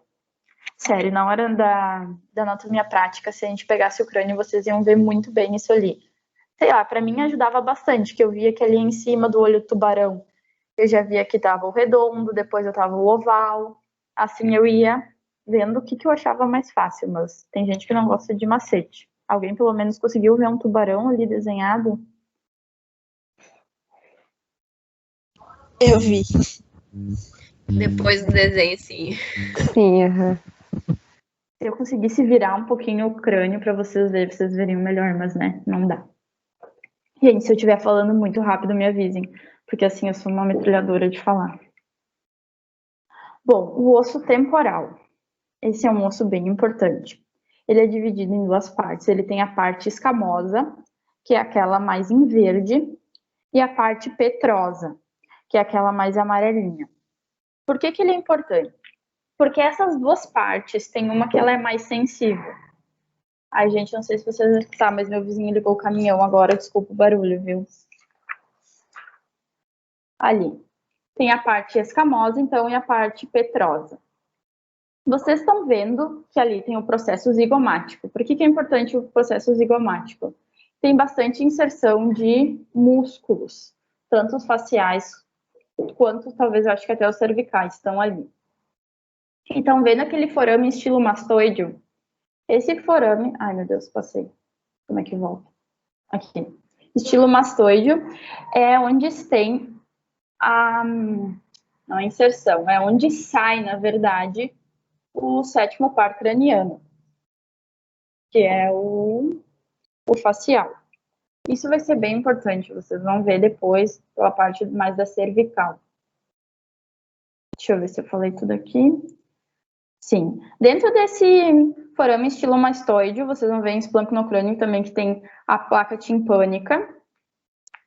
E a parte petrosa do osso temporal faz parte do ouvido interno. Decorem isso agora, que já é importante para depois.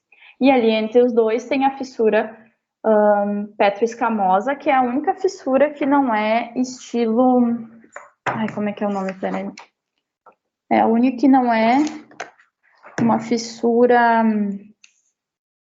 Peraí que eu perdi a palavra agora. Ela não é assim, deixa eu explicar. Tá vendo que ela não é assim bem chanfradinha? Eu queria desenhar agora, mas eu não consigo. Que nem as outras fissuras. Peraí. Ela é mais retinha, porque ela vai assim, os ossos vão se sobrepondo. Eles não se encaixam, eles vão se sobrepondo ali. E eu achei bem interessante falar sobre o coágulo extradural, que é um coágulo que vai formar entre a calota craniana, especialmente mais no osso temporal, e a dura mater. Por que ele é assim tão importante? Porque, como eu mostrei, o nosso osso temporal ele tem a parte petrosa e a parte escamosa. A parte petrosa ela é mais aerada, então ela serve também para absorver os traumas. Mas quando acontece um trauma, quer dizer que esse osso ele é mais assim esfarelento, ele vai se quebrar mais.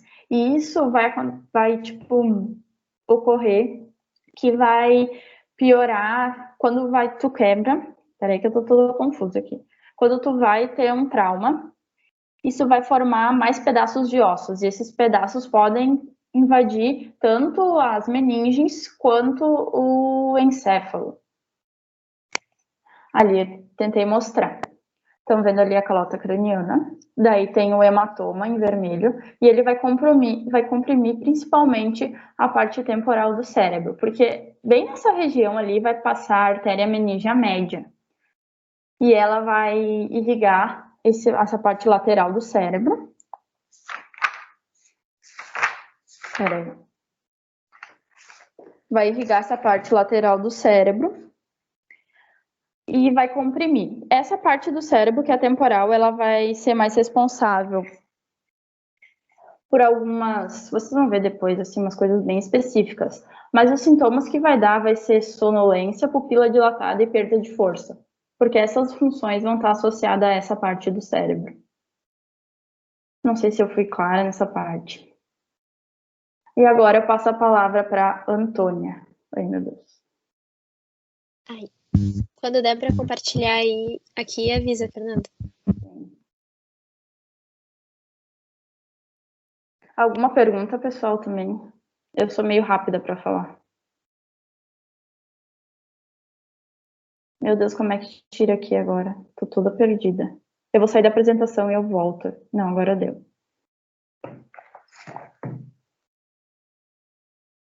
Tá dando para ver? Sim. Tá bom, então vamos lá. Última parte, coluna vertebral. Então, assim, a unidade da coluna vertebral é a vértebra. A nossa coluna, ela tem 33 vértebras, tá? E como vocês podem ver, essa vértebra, ela vai ter um forame bem grandão aqui, ó, o forame vertebral. A sucessão, a sobreposição desses forames vai formar um canal, que é o canal vertebral. Esse canal vertebral é onde está a nossa medula, tá? Então, quais são as funções da coluna vertebral? São várias, eu destaquei 3 bem importantes. A sustentação do nosso corpo, ela está envolvida com a postura. A movimentação, ela é o local de inserção de vários músculos. E a proteção da medula, que, como vocês viram, vai passar pelo canal vertebral.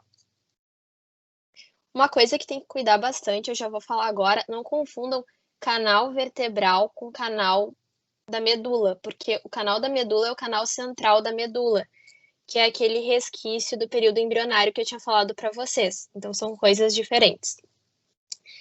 A vértebra. Então, a vértebra ela é formada por um corpo vertebral e pelo arco vertebral, que é essa região aqui, então. O arco vertebral ele é formado por um forame vertebral, um processo espinhoso, 2 processos transversos, 4 processos articulares, que é esse aqui, ó, desse lado e desse lado. São 2 superiores e 2 inferiores, que servem para articular a vértebra com a vértebra que está acima e abaixo dela. Lâmina, que é essa região que vai do processo transverso ao processo espinhoso, e os pedículos que ligam o arco vertebral ao corpo vertebral. Eu coloquei 2 nomezinhos ali em negrito, por quê? Porque essas 2 estruturas, elas vão formar o forame vertebral, como a gente já viu, vai formar o canal vertebral, e os processos articulares, a sobreposição deles, vai formar os forames intervertebrais, que é por onde emergem os nervos raquidianos da coluna, tá? Então, aqui uma imagem para que vocês entendam melhor como é que as vértebras estão, aonde que a medula está. Então, lá dentro tá o canal, aqui é o canal vertebral, tá passando a medula, e os nervos espinhais ou raquidianos, eles vão sair pelo forame intervertebral, que é esse espaço formado, então. Regiões. A nossa medula, a nossa coluna, ela é dividida em região cervical, torácica, lombar, sacral e coxígea. A gente vai ter 7 vértebras cervicais, 12 torácicas, 5 lombares, 5 sacrais e de 4 a 5 coxígeas, dependendo do autor. O que acontece? Dependendo da região que essa vértebra está localizada, ela vai ter características específicas. Então, uma dica: quanto mais para baixo, quanto mais caudal, mais peso essa vértebra vai ter que sustentar. Então, maior é o corpo. Ao mesmo tempo, menos nervos estão passando por ali. Então, menor vai ser o canal vertebral. Agora vocês vão ver melhor. Então, vamos começar pelas vértebras cervicais, tá? Assim, se vocês abrirem um resumo, um livro, vai ter várias características para vértebras cervicais, torácicas e assim por diante. Eu destaquei aquelas características que, para mim, ajudavam mais na visualização. Porque isso aqui, na verdade, é uma coisa muito prática, tá? De tu olhar a vértebra e saber de que região ela é. Então, vamos lá. Vértebras cervicais. Elas têm um corpo pequeno. Elas têm também os forames transversos. Os forames transversos é por onde passam as artérias vertebrais. Essas artérias, elas vão formar a artéria basilar, que depois se ramifica e vai vascularizar o encéfalo.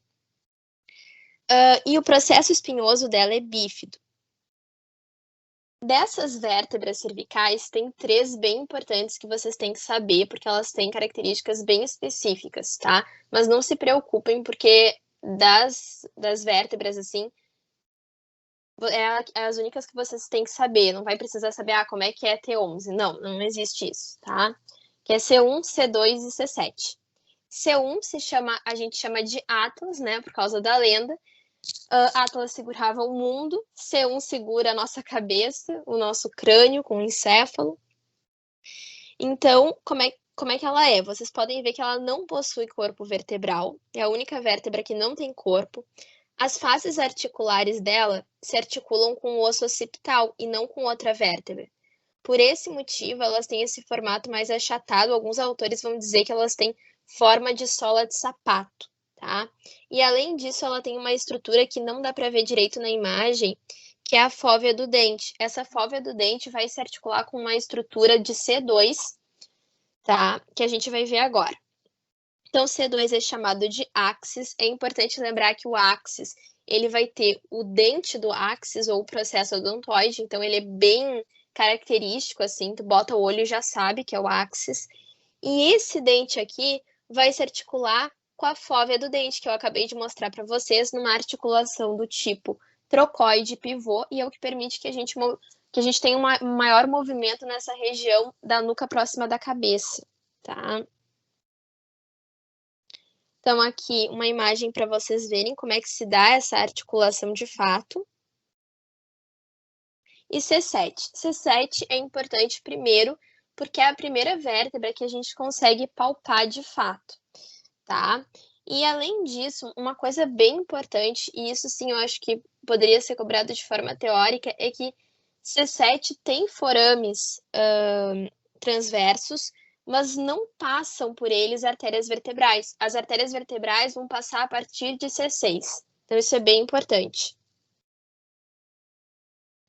Vértebras torácicas. As vértebras torácicas, elas têm um processo espinhoso, como vocês podem ver, longo e verticalizado, apontando para baixo. Elas lembram a cabeça de uma girafinha. O Wagner até colocou para vocês no grupo. Além disso, elas vão ter estruturas chamadas fóveas costais. Por quê? Porque as vértebras torácicas são as vértebras que se articulam com as nossas costelas. Então, elas vão ter as fóveas costais superior e inferior, e elas também vão ter fóveas costais nos processos transversos. Uma dica é pensar assim.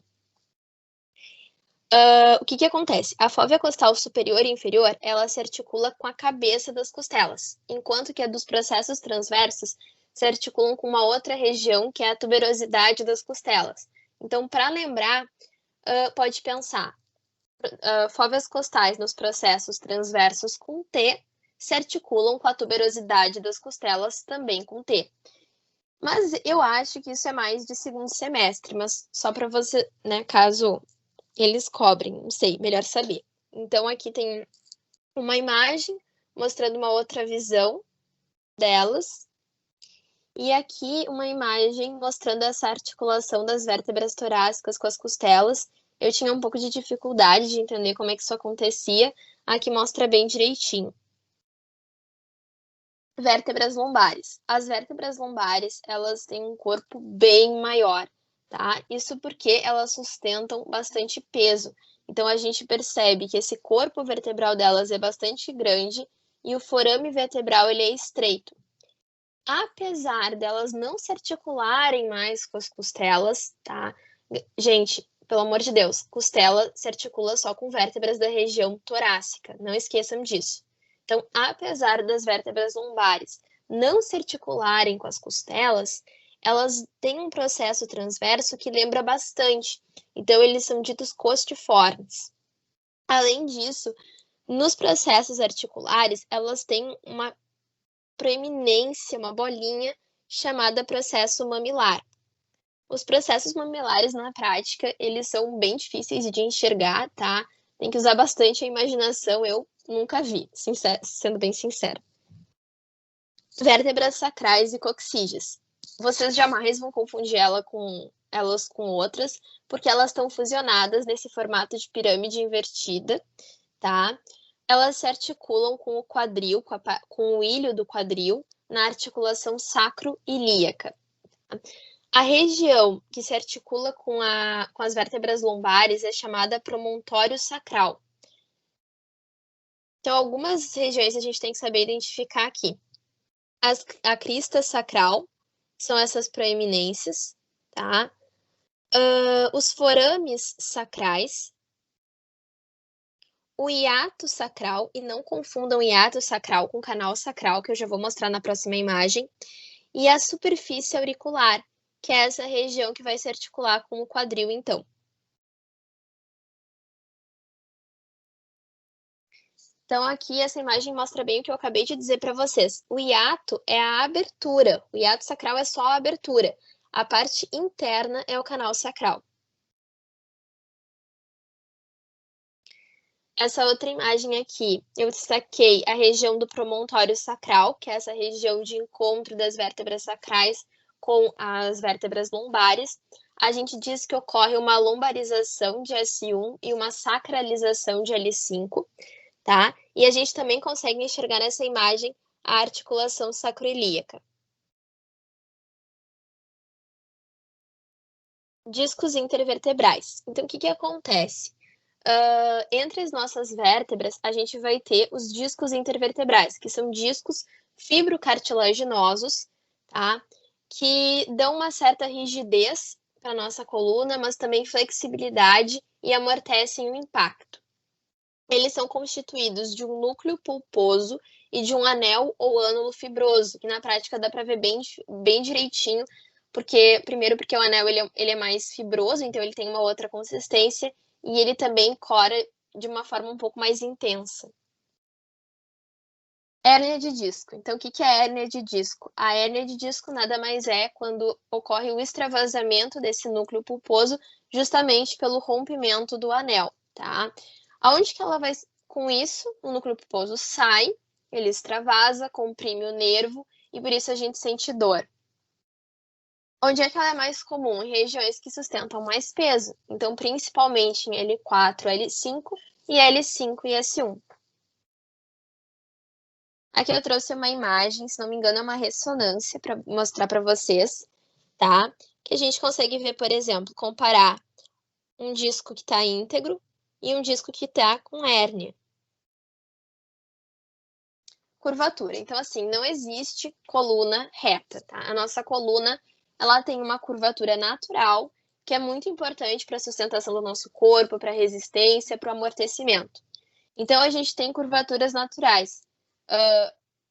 Mais para a região anterior, as lordoses, e mais para a região, voltada para a região posterior, a cifose. Para lembrar, tá? Lordose por quê? Porque é a postura de lorde, com o peito estufado. Então, lordose é a curvatura que é para frente, cifose é a curvatura que é para trás.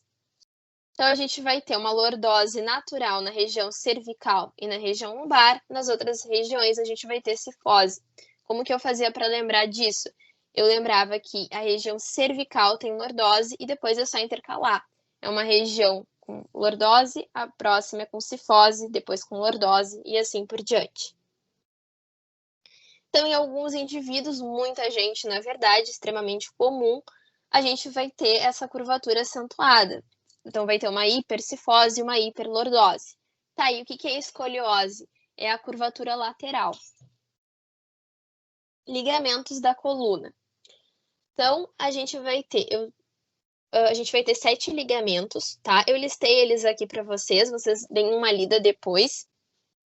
A gente vai ter o ligamento longitudinal anterior, o longitudinal posterior, o ligamento amarelo, o supraespinhoso ou supraespinhal, interespinhoso ou interespinhal, intertransverso e ligamento nucal. O que é importante? Que o longitudinal anterior ele vai do atlas ao sacro, enquanto que o posterior vai do áxis até o sacro, tá? Além disso, o ligamento supraespinhoso, ele vai de C7 até o sacro. A partir de C7, ele se funde com o ligamento nucal, que vai, então, fazer essa articulação com a região occipital. Então, aqui a gente consegue enxergar bem direitinho o ligamento longitudinal. Tá, primeira coisa, só para relembrar. Essa aqui é a região mais anterior, essa região aqui, ela é mais posterior. A gente consegue ver uma parte do processo espinhoso, que é a região que a gente consegue palpar quando passa a mão sobre a coluna. Então, o que acontece? Ligamento mais anterior, ligamento longitudinal anterior. Depois a gente vai ter o ligamento longitudinal posterior, aqui o ligamento amarelo, e nessa imagem a gente consegue também ver o ligamento interespinhoso e o ligamento supraespinhoso. Esse ligamento supraespinhoso, ele é mais fibroso e mais forte, e o interespinhoso, ele é mais fraco. Eu tenho um vídeo que, na verdade, tem uma peça no laboratório muito boa que ela se abre e a gente consegue ver bem direitinho esses ligamentos. E eu tenho um vídeo disso. Então, eu posso mandar para vocês pelo WhatsApp, eu acho bem bom de estudar. Enfim. Nessa outra imagem, a gente consegue ver o ligamento entre os processos transversos, os ligamentos intertransversários. Nervos raquidianos.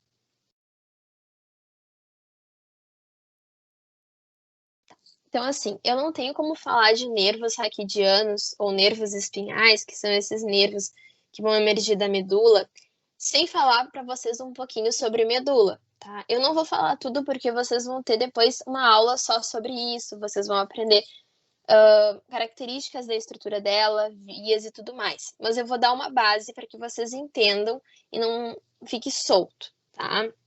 Então, a medula, ela é limitada cranialmente pelo bulbo, e ela termina a nível de L1 e L2. Talvez aqui já dê um tilt na cabeça de vocês. Como assim ela termina a nível de L1 e L2?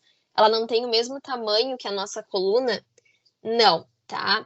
Na verdade, isso acontece, vamos explicar depois melhor para vocês, mas até certo período da nossa vida embrionária, a coluna e a medula, elas têm a mesma velocidade de crescimento.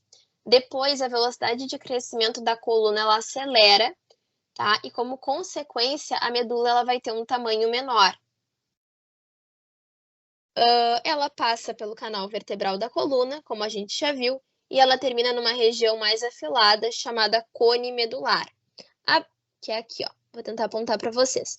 Abaixo do cone medular, a gente vai encontrar apenas raízes nervosas que vão estar imersas no líquor, é o que a gente chama de cauda equina. Então, essa medula ela é formada por 31 segmentos. Cada segmento vai ter um par de nervos saquidianos. São 8 nervos cervicais, 12 torácicos, 5 lombares, 5 sacrais e 1 coxígeo. Então, como é que é esse nervo raquidiano? Os nervos raquidianos, eles são compostos por uma raiz anterior ou ventral e uma raiz posterior ou dorsal. Que a Amanda já falou para vocês, a raiz anterior, ela é motora, enquanto a raiz posterior, ela é sensitiva. E ela tem uma característica bem importante, que é a presença de um gânglio espinhal. Então, olha só o que acontece. Aqui é quando ela está saindo da coluna, né? Quando ela sai da coluna, a gente vê um gânglio espinhal e aí ela se junta com a outra raiz. Se a gente for olhar a raiz dorsal, ela sai da coluna, ela não emite nenhum gânglio e ela se junta com a outra raiz para formar um nervo, tá? Então, aqui, de novo, uma imagem mostrando esses nervos emergindo da medula e saindo pelos forames. Aqui uma imagem uma imagem mais prática para ilustrar um pouco, enfim. Verem como é que é isso de verdade, não um desenho, né? E uma dica que eu acho bem válida, assim, eu sei que vocês não vão ter prática agora, mas vocês podem acessar, tá no Drive, o Atlas Fotográfico do Yukoshi. Ele é muito bom, me ajudou bastante, assim, para prática. Claro que as peças desse Atlas, elas estão muito melhores, né, do que no laboratório, enfim, porque elas foram preparadas para o livro. Mas é bem bom de vocês visualizarem essas estruturas. Correspondência vértebro-medular. Eu não sei se vocês se deram conta, mas a gente tem 7 vértebras cervicais e 8 nervos cervicais.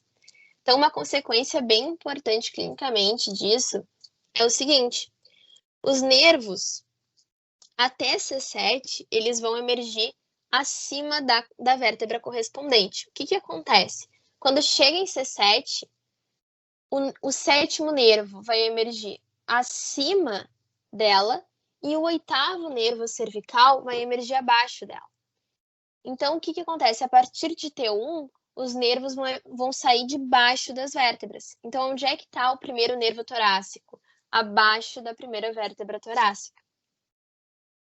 E aí tem uma regrinha. Como consequência disso, o médico, quando chega um paciente com lesão de coluna, e ele quer lesão de medula, e ele quer saber qual nervo, né, quer fazer uma previsão de qual nervo tenha sido lesionado e tudo para fazer um prognóstico, ele pode usar essa regra, que vocês podem dar uma olhadinha depois, tá? E ela surge justamente disso, por causa desse detalhe anatômico. A gente tem 7 vértebras e 8 nervos cervicais. E é isso, gente. Muito obrigada por prestarem atenção até aqui. Eu vou desativar aqui a tela.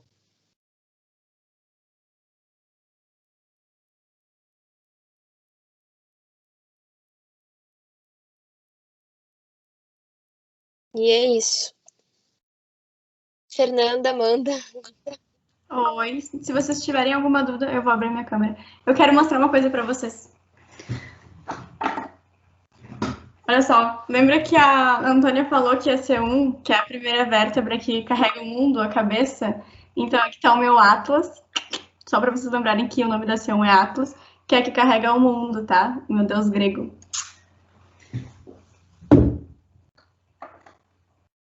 Uma coisa que eu esqueci de falar, 2 coisas, na verdade. A primeira é que as vértebras lombares, alguns autores vão dizer que elas têm a cabeça de machado. Tipo, o processo espinhoso parece um machado. Tá? Eu tentei achar a imagem para mostrar para vocês, mas eu realmente não encontrei. Mas eu acredito que se vocês olharem no Néter ou no Sobota, vocês vão ver, tá? E outra coisa é que a Fernanda tem um macete para lembrar daquela parte de êmbrio. Então, se ela quiser falar, enfim,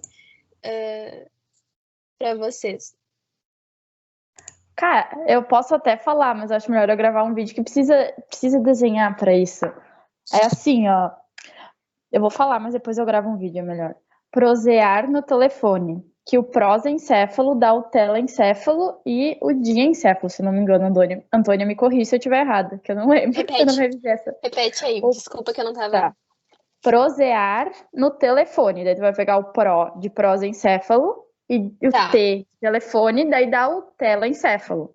E junto dá o diencéfalo, né? Sim, certo? dá o diencéfalo. E daí o outro é mais assim, um pouco mais chulo. A outra parte é mete no rombo.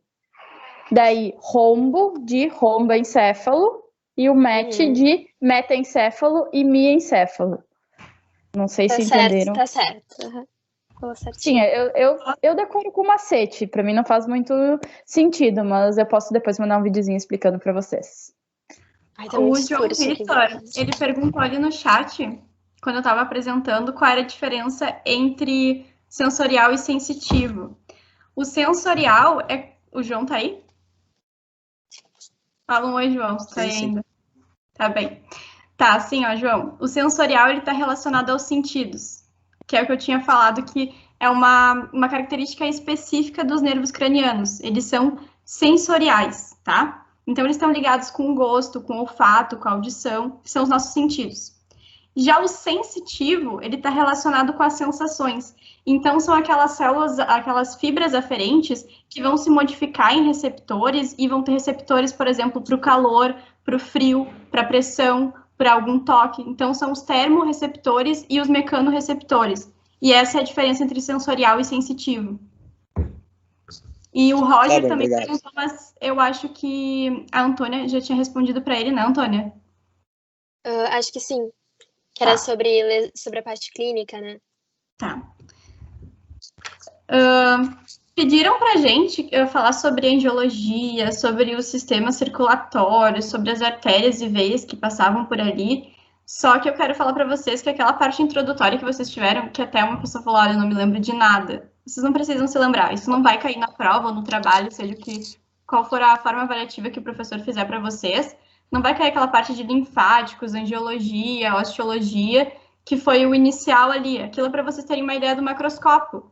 Porque depois vocês vão estudar cada região e cada bloco, tanto em anatomia 1 quanto em anatomia 2. Em anatomia 2, a gente ainda nem estudou o sistema circulatório, o coração e a angiologia propriamente dita. Deixa eu ver o que mais. Perguntaram sobre neurocrânio e nervos, os forames que estavam com dificuldade. Eu acho que isso a gente explicou bem. Se vocês ficaram com alguma dúvida, podem perguntar para a gente. Pode ser aqui agora, ou depois lá no grupo, ou individual para alguma das gurias. Deixa eu ver. Perguntaram sobre os ventrículos e da parte de embriologia. Eu acho que a Antônia explicou bem como é que forma ali com o tubo neural, com aquela cavidade, que é onde vai se formar os ventrículos. Assim, pessoal, eu tô falando as dúvidas que vocês tiveram, tá? Eu não sei quem teve a dúvida. Se vocês ainda estiverem aqui e quiserem perguntar pra gente, podem perguntar. E teve uma pergunta, duas perguntas que eu achei muito interessante. Uma pessoa perguntava por que ela enxergava o desenho do lado direito e, na verdade, era o lado esquerdo. Acho que ela falava, por exemplo, eu enxergo no lado direito, mas o nome lá, a nomenclatura, é ventrículo esquerdo. Porque isso é uma definição, eu já tinha falado ali quando eu falei das imagens para vocês, que é o lado contrário, né, que a gente vai pensar, por exemplo, se aqui é o esquerdo, na verdade o lado que eu vou estar vendo da minha imagem é o direito. Isso é uma definição anatômica, até porque a gente está vendo a pessoa de frente, né? Tu está vendo a pessoa assim, então o que é esquerdo para ti, para ela é direito, né? É como se fosse uma foto, né? Como se fosse uma foto. Tu tá vendo a pessoa de frente. Se tu tirar uma foto, tu vai ver o contrário, entre aspas, né? Porque o teu lado esquerdo vai ser o lado direito dela. Isso é para anatomia, isso é para mais futuramente, quando vocês forem analisar exame de imagem, é assim. E teve uma pessoa que me perguntou se a microcefalia e a crâniosinostese são doenças relacionadas à genética.